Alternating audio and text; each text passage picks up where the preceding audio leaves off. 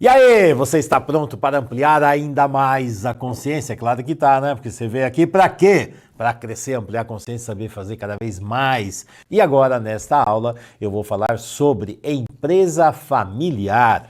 Empresas familiares são muito interessantes. O que nós vamos ver aqui? Nós vamos ver estatísticas para você entender melhor a dinâmica de empresa familiar, a interação dos dois sistemas, empresa e família. Você vai ver um terceiro sistema que é empresa, família e mercado. Você vai ver empresa como filho, família e empresa, dinâmicas de liderança, modelo dos 3 círculos se usa demais em empresa familiar, os ciclos de vida e morte das empresas e sucessão e herança. Muitos temas aqui. E aí, tá pronto para avançar? Então eu vou falar uma frase primeiro aqui. E essa frase é do Hellinger. Então ele coloca assim: os problemas não resolvidos numa família se refletem nas empresas e na profissão. Então você já viu que quando a dinâmica profissional começa a enroscar nas empresas, onde você vai buscar raízes? Você sabe disso, né? A questão é como você vai fazer isso. E aqui, nessa revista Fortune Magazine, que fala muito de empresas familiares, ela trouxe uma estatística, só para você ter noção da importância de empresas familiares. Olha só, no Brasil, 95% das empresas são familiares, no Canadá, 90%, na Itália, 99%. Portugal 99, nos Estados Unidos 88 a 98, vai depender muito dos tipos de pesquisa que tem lá. 65 a 80% das empresas no mundo são empresas familiares. E as 500 maiores empresas, só 38% são empresas familiares. Isso aqui chama atenção? É claro que chama. Olha a quantidade de empresas familiares. E aqui, uma estatística no Brasil. Então, o que tem aqui? Você vai ver, entre micro e pequenas empresas, nós temos o quê? São 92% das empresas brasileiras, são 60% da oferta de trabalho, de emprego aqui no Brasil, 43% do PIB e de tudo isso, 73% são empresas familiares, tá? E outra dinâmica interessante, 80% delas morrem no período entre o 2º e 5º ano de vida. Morrem, acabam. Bom, olha a sobrevivência de empresa familiar. A primeira geração lá 100%, aí depois a segunda geração cai ali para 30%, depois a terceira geração para 10% e a quarta geração vai cada vez menos. Então, a cada geração, as empresas familiares estão fazendo o quê? Caindo, desaparecendo. Por quê? Porque empresa familiar, a tendência é desaparecer mesmo. Olha a sobrevivência das empresas familiares brasileiras, tá? Então, aqui na área cinza, nós temos o quê? A primeira geração. São 54,2%. A segunda geração, 38,3%.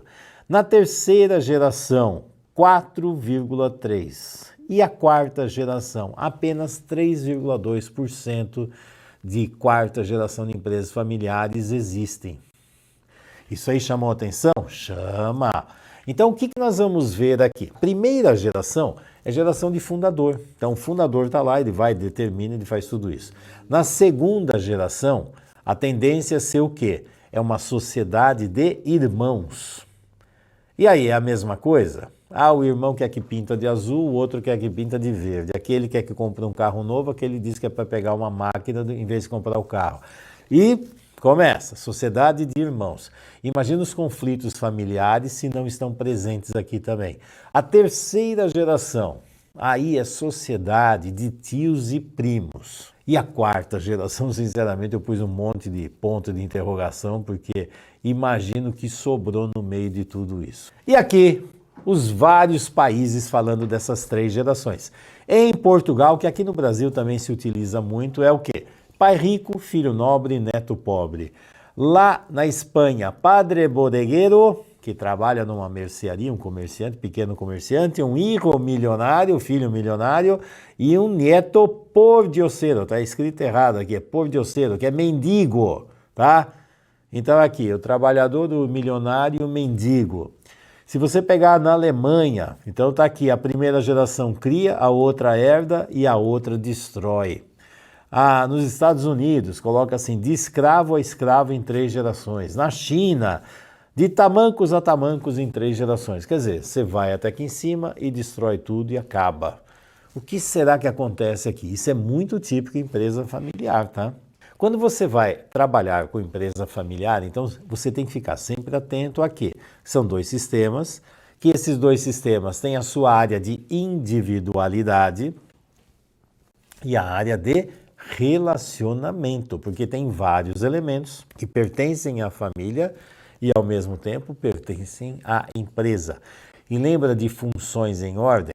As funções na família é uma coisa, as funções na empresa são outras. Então está aqui um sistema que é a família, outro que é um sistema que é a empresa.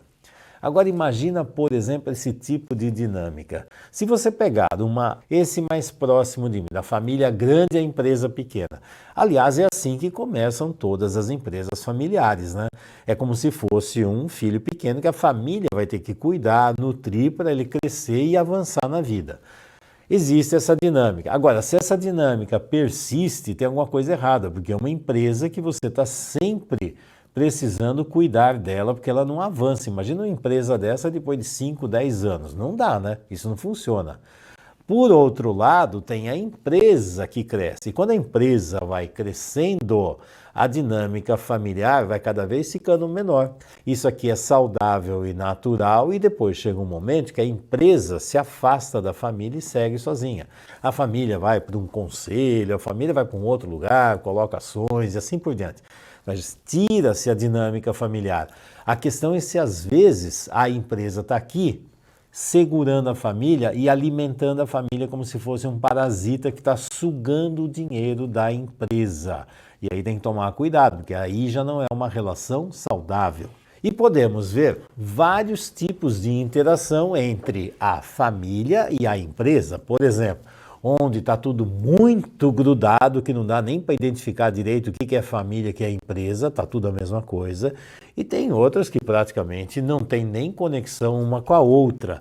Então isso é uma forma de avaliação dessas dinâmicas. E os 3 sistemas. Lembra que eu falei 3 sistemas lá no começo? Eu falei assim, então tem um sistema que é a família, o sistema que é a empresa, o sistema que é o mercado aqui fora.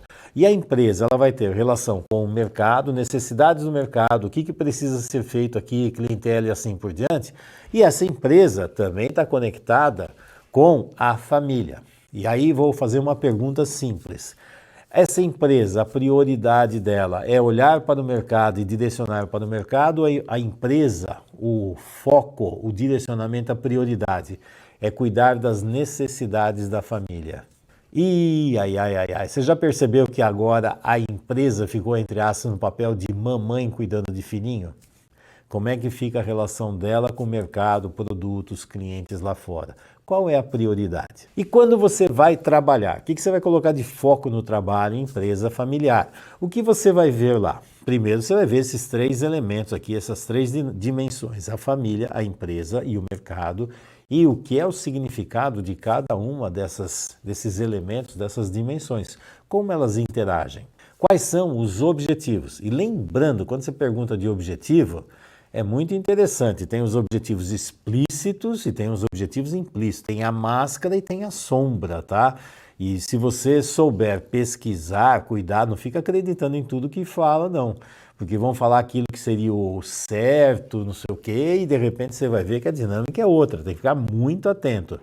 Você vai ver muitas dinâmicas ocultas e muitos jogos de interesse que têm a ver com conflitos familiares, que vão tudo lá para a empresa. E aqui nós vamos ver o quê? Prioridade. Por exemplo, qual é a prioridade dessas dinâmicas que ocorrem? A prioridade é um elemento da família. Por exemplo, ao meu filho, eu vou construir uma empresa para o meu filho, porque o meu filho vai ter uma empresa. Então, eu estou vendo o foco o quê? Elemento, filho. O foco é a família. Então, essa empresa existe para dar tudo que a gente quer. E aí vai dar emprego para todo mundo, vai pôr todo mundo lá, vamos dar dinheiro da empresa para os filhos, para família. Ou então, a prioridade é a empresa. Como é que essa empresa cresce, vai para o mercado e segue. Se ela funcionar bem, é claro que os donos da empresa, quem trabalha e se trabalha de uma forma adequada, aquilo vai ser cada vez melhor para a empresa e para quem está trabalhando lá. Estou falando isso que assim, vou colocar o meu filho na empresa porque a empresa é minha, meu filho precisa de trabalho, ele vai ganhar um salário e eu vou colocá-lo numa função que ele não sabe exercer. E aí, vai dar certo essa história? Não, né? Mas isso é tão comum. E aqui, uma frase do Alexandre Hanno, que ele fala assim: ideal da empresa familiar, quando há profissionais que pensam e agem como donos e quando há donos que pensam e agem como profissionais. Então isso aqui tem que ficar muito claro, funções em ordem, saber o que está acontecendo. E a empresa, dá para fazer uma analogia como o filho, né? Então a empresa está lá, se é saudável, o que acontece? Ela existe, eu cuido dela até ela fazer uma interação com o mercado, com o mundo lá fora, e gradativamente ela avança e vai para o mundo. Não parece um filho? E aí vai, segue, eu fico feliz da vida que seguiu, está pronto, a empresa foi. O foco dela é o mercado lá fora. E aí vai ter o quê? Liberdade. Dentro dessa empresa vai ter a essência da família que a criou, vai ter uma independência e tanto a empresa como a família tem uma dimensão adulta, não é um jogo de dependente e codependente, que é muito comum se ver dentro dessa relação de empresa e família. Agora, a parte doentia. A parte doentia você já viu o que acontece, né? Você vai ver emaranhamentos familiares enroscando com a empresa, com as dinâmicas, funcionários que tem lá. Você vai ver um monte de jogos de poder que, no fundo, deixa todo mundo aprisionado, não avança, gasta uma energia absurda e não vai para lugar nenhum. Você vai ver a família no comando, mas um comando doentio, que é assim, esse filho vai trabalhar lá, que ele vai fazer assim, aquele sobrinho não. Eu vou pegar meu irmão, minha cunhada, que vão trabalhar aqui e vão fazer isso, porque elas precisam de trabalho. Ei, confusão, hein? E mais, quem é que determina o rumo dessa empresa? Não, essa empresa não vai para lá. Não, vamos fazer o seguinte, vamos colocar uma filial dessa empresa em tal lugar, porque o nosso filho mora lá e é ali que ele... O foco é o filho, é a empresa, o que é melhor para a empresa, o que é melhor para o filho, quem comanda, as decisões são focadas no quê? Quem é que sacrifica, quem é que está ganhando e perdendo nessa história? E a dependência e codependência que eu já falei aqui, e aquela dinâmica, muitas vezes quando você vê a relação de empresa e família, quando você vai ver, pode ter a seguinte situação, que é a dependência e codependência, né? Um é mãe, outro é bebê, fininho, pequenininho, tem que cuidar. Muitas vezes é a família que tem que cuidar daquela empresa como se fosse um bebê, está sempre dando trabalho, despesa, mas não consegue sair do lugar. Ou então a empresa vira a mãe que vai cuidar da família e a família como se fosse um monte de bebês que vão mamar na teta da empresa. E aí mais uma frase aqui, que é do Peter Drucker, que é o pai da administração moderna. Ele fala assim, mais arriscado que mudar é continuar fazendo a mesma coisa. Gente, se a coisa não está funcionando, está na hora de mudar, né? E são ciclos naturais de vida, tem uma hora que tem que sair desse lugar. E nessa relação da família com a empresa, você pode ver duas dinâmicas importantes, que é assim, pode ter uma família com empresa e pode ter uma família empresária. São duas dinâmicas diferentes. A família com empresa é assim, a empresa faz parte do emaranhamento da família.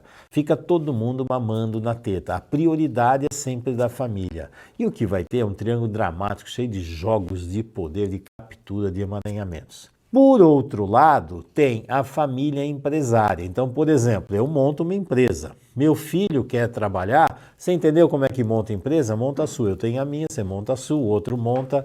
E o que vai acontecer? Criam-se novas empresas. E cada um vai criando a empresa. Eu sei como fazer isso. Não é assim, eu tenho empresa e junto a família tudo aqui para segurar. Não, você entendeu, você sabe como montar, você monta. Então, é uma família empresária. Então, tem vários empresários.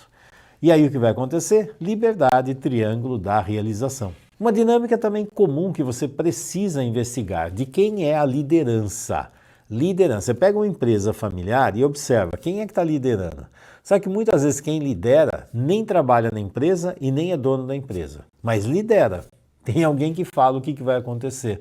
Então tem a liderança explícita, que parece que está acontecendo isso, e tem a liderança implícita, que muitas vezes é surpreendente. Você vai ver um monte de joguinhos de poder, você vai ver dinâmicas de ilusão, você vai ver coisas escondidas e você vai ver objetivos pessoais e familiares que podem estar ocultos atrás das dinâmicas empresariais. Então, por exemplo, vou dar uma informação. Uma vez eu trabalhei com uma empresa que é assim, quem construiu a empresa foi aquele homem, antes de casar, tudo, ele casou, aí tiveram os filhos, aí vem os 2 filhos e de repente, sabe quem comandava a empresa? A esposa dele. E aí ela que determinava. E falou assim, não, vamos dividir a empresa em 2, porque vai ficar cada um com um filho, e porque vai ser desse jeito. Quando eu atendi, veio a família toda. Aí eu começo a pesquisar quem é quem na... E aí quem comandava era a mulher, a esposa do marido, que não trabalhava, não tinha participação, não era dona da empresa, mas quem comandava a empresa toda era ela. E aí ela determinou que os filhos tinham que fazer e o marido acabou dividindo a empresa. Aquilo virou um caos, que os filhos também não se davam bem, aquilo virou um problema enorme. E na consultoria, sabe quem comandava e quem que eu tinha que conversar? Com ela. E ela queria que as 2 empresas se dessem bem, a questão é que um filho não olhava para a cara do outro. E tinha uma complicação com os filhos. Ela queria que os filhos se dessem bem e a empresa servia para segurar os filhos juntos lá. E estava nítido ver que um queria mandar a empresa pro lixo, não queria saber daquilo lá. E o outro sentia todo poderoso e superior, melhor que o pai, tomando decisões que estavam afundando a empresa. Mas quem comandava e definia tudo era a mãe dos 2, a esposa do dono da empresa. E outra frase do Peter Drucker, né? Ele coloca assim, a empresa e a família só sobreviverão e sairão bem se a família servir a empresa. Nenhuma das duas seguirá bem se a empresa for dirigida para servir a família. É o que eu estava comentando aqui. E aí vem um modelo dos 3 círculos, que se usa demais para você entender dinâmicas empresariais e familiares. Então você vai ver as 3 dimensões, que é o indivíduo, ele pertence à família, ele trabalha na empresa, está lá na gestão, no trabalho, e se ele é proprietário. São 3 dinâmicas importantes. Então, por exemplo, eu posso ser da família, mas eu não tenho participação na empresa, não sou dono da empresa e nem trabalho nela. Pronto. Que nem essa mãe que eu estava falando, que essa mulher, ela é da família, mas ela não trabalha e não é dona. Mas quem comanda é ela. Engraçado, né? Quando fez essa dinâmica, dava para ver nitidamente.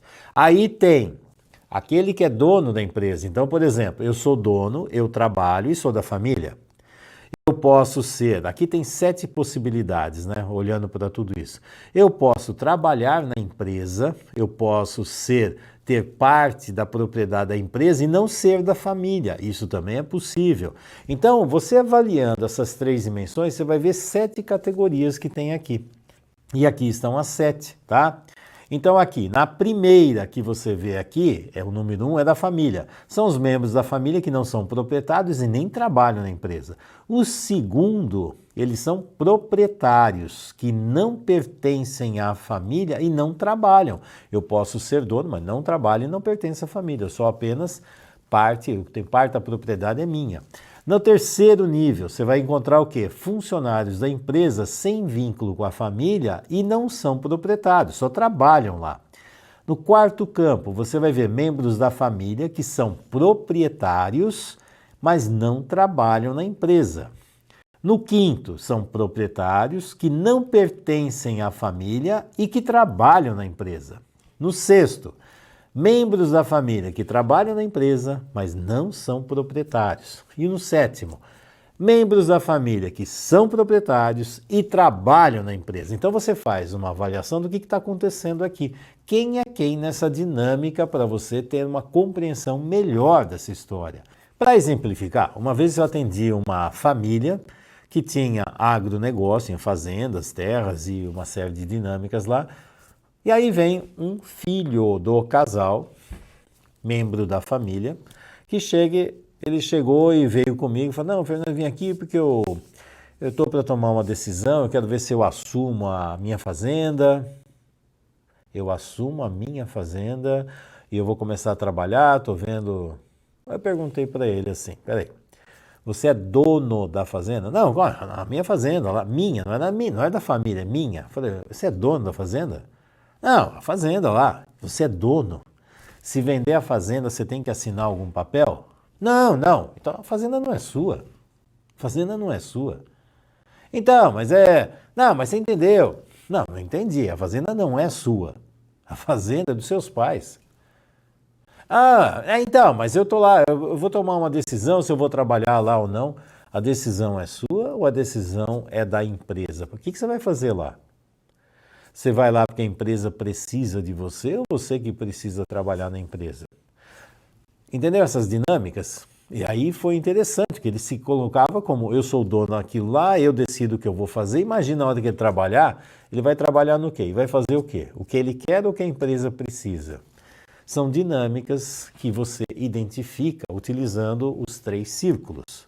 E aqui uma frase do Philip Kotler, que ele coloca assim, existem 3 tipos de empresas e de pessoas também, tá? Então tem as que fazem as coisas acontecer, tem aquelas que ficam vendo as coisas acontecerem e as que se perguntam, o que aconteceu? Conhece isso aqui? Você é de qual tipo, hein? Bom, início da evolução. Então, assim, ideia e materialização. Ideia, eu pensei em montar uma empresa até materializar e ela existir, tá? Então, nós vamos ver o quê? Nós vamos ver níveis de dependência, um nível de equilíbrio e autonomia. Primeiro nível, tem a dependência, ela é pequenininha, eu que tenho que cuidar dela. É uma planta que está crescendo. Chega uma hora que ela está no equilíbrio. Aquilo que ela ganha já paga as suas despesas, até chegar uma hora que ela cresce, ganha autonomia e segue. Parecido com um filho, né? Então. E aí vem o Peter Drucker de novo, que ele coloca assim, para ter um negócio de sucesso, alguém um dia teve que tomar uma atitude de coragem. Coragem, olha que interessante. Mundo adulto, você tem que tomar decisões. E aí vem um modelo que eu gosto muito, que é do Ishak Adizes, que ele fala dos ciclos de evolução, de vida e morte de uma empresa. Ciclos de vida e morte. E ele utiliza muito a dinâmica de um ser humano que está crescendo. Então ele coloca assim, na primeira fase, o que você vê? A fase do empreendedorismo, que você vai ter a ideia, motivação e energia. Então eu estou aqui com as ideias e vou fazer isso aqui materializar, mas eu estou vendo o que vai acontecer. E na segunda fase é como a criança, né? Agora ela existe, ela está sobrevivendo e tem alguém cuidando dela. Na terceira fase, ela chega no nível da adolescência, já é uma outra característica. Na quarta fase, chega a maturidade, onde começo a cuidar daquilo, sei o que vai acontecer. Não parece o ciclo de evolução do ser humano? É exatamente igual, né? Mas é uma evolução de empresa. Na quinta fase, a fase da renovação, adaptação ao mercado, produto, meio, como é que está a situação? Estava de um jeito, agora eu estou vendo de outro, vou fazer o que o mercado está precisando, para onde eu sigo com a empresa. E na sexta fase, que é esse declínio, o que vai acontecer? Primeiro, aristocracia, nobreza. Nossa, agora não precisa fazer nada, é um sucesso, a empresa está aqui, as pessoas vêm atrás de nós, não precisamos fazer mais nada. Quer dizer, não olha mais para o cliente. O que vai acontecer? O dinheiro começa a afundar, aí já começa uma dinâmica meio paranoica. O que está acontecendo? Tem alguém roubando, o dinheiro está indo embora, o que vai acontecer? E aí, para tentar controlar tudo, começa uma grande burocracia, por onde o dinheiro está indo aqui, para onde vai, o que está acontecendo. Quer dizer, o cliente já era, né? E aí esse monte de burocracias vão acontecendo, porque o foco é o dinheiro, quero saber o que acontece, mas já perderam muito tempo o contato com o cliente e com o mercado. E aí o que vai acontecer? Morte da empresa. Óbvio, né? E aí uma frase do Ishak Adizes, que criou essa dinâmica, ele coloca assim, tentar mudar os outros é perda de tempo e de energia. Ao invés disso, mude você e seja um exemplo. E aí, voltando na dinâmica do Ishak Adizes, sabe qual é o grande segredo? Quando cresceu, chegou no auge, sabe o que vai acontecer? Aqui, lembra que eu falei de renovação? A renovação é você achar um novo caminho. É como se você começasse tudo de novo aqui. Você está fazendo essa empresa agora avançar para uma outra dimensão. E aí você vai começar um novo ciclo com a base daquele que você já construiu. Então isso aqui é renascer. Caso contrário, começa o declínio. Bom, agora, sucessão e herança. Sucessor e herdeiro são duas coisas completamente diferentes, tá? E quando tem uma dinâmica familiar, de empresa familiar, sempre assim, para quem essa empresa irá? Quem vai tocar essa empresa? Então aqui, o sucessor, ele vai dar continuidade à empresa, ele é um profissional, ele está conectado com a alma da empresa, a alma do negócio, ele sabe o que fazer com essa empresa para avançar, ele aprendeu e sabe fazer isso. Por outro lado, tem o herdeiro. Herdeiro é completamente diferente. Herdeiro é propriedade. Eu herdei essa propriedade, uma empresa, mas eu não sei o que fazer com a empresa. Mas eu herdei, é posse, tá? Eu sou dono daquilo, mas eu não sei tocar aquilo lá. É como você, de repente, herdou um trator. Você sabe mexer com um trator? Não. Você sabe o que fazer com ele? Não. Então, você ficou dono do trator, mas não sabe o que fazer com ele. E aí? Não sabe e não quer continuar a empresa. Não tem nada a ver com isso. Ah, eu herdei uma fazenda. Eu sou urbano, não quero saber de fazenda. Então vende, passa para alguém, né? Mas é herdeiro. Outro, o objetivo de vida está diferente, não é nada disso, né? Então o que vai acontecer? Se entra alguém que não está focado na empresa e de repente fica aprisionado, eu tenho que ficar na empresa, mas eu não quero, o que vai acontecer é que tem dois caminhos de destruição.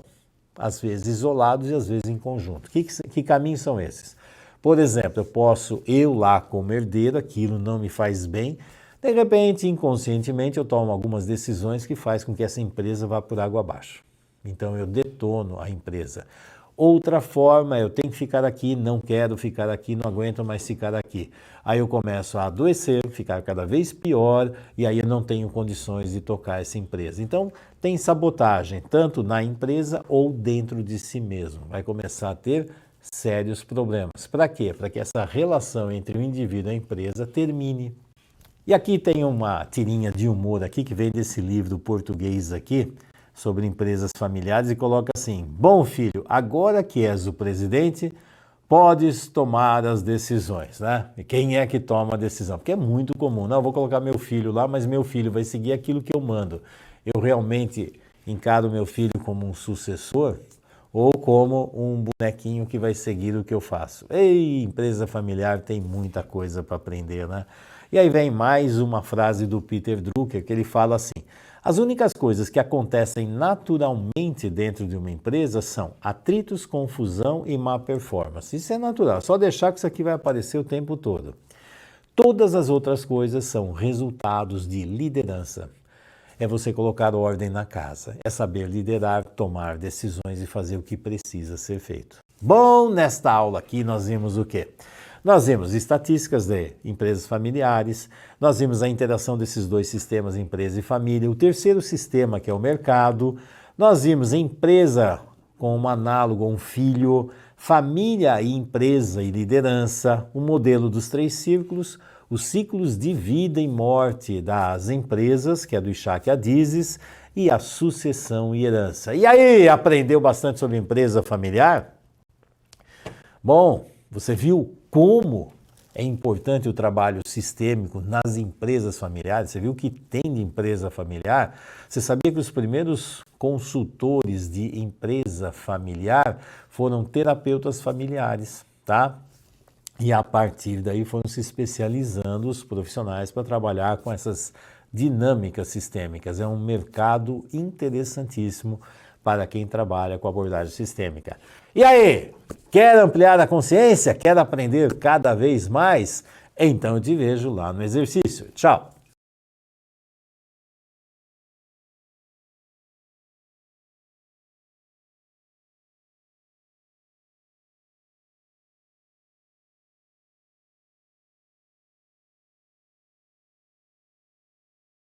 E aí, vamos para o exercício? E o exercício é exatamente igual ao que você fez na aula passada. Então, terá a constelação com tema profissional organizacional e as 4 etapas que vão rodiziar os consteladores. Então, na primeira etapa é a investigação diagnóstica, pesquisar a queixa, fazer as perguntas.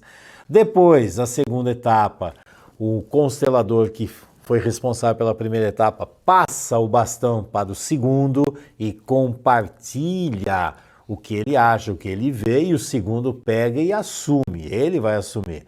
Então ele vai pesquisar o que? A dinâmica sistêmica, com os bonecos, colocando os elementos. Aí vem a terceira etapa. O segundo constelador passa o bastão para o terceiro. Os três consteladores, o terceiro, o primeiro e o segundo, trocam informações, ideias, sugestões. O terceiro assume e segue, até chegar no que? Identificou o problema sistêmico?